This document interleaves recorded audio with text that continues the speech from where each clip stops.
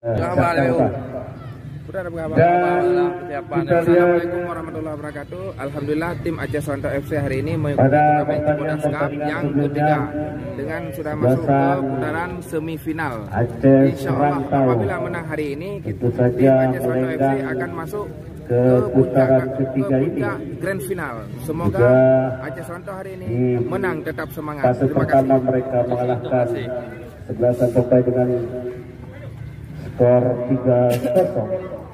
Dan di putaran kedua mereka baik, silakan dokumentasikan.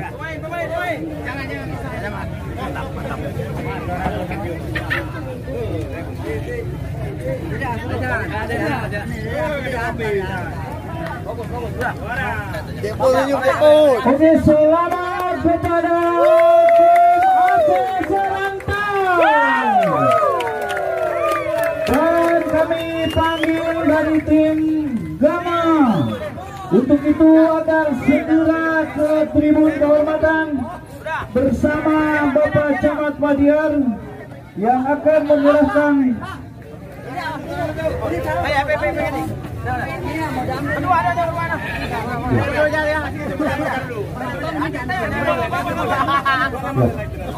Sabar.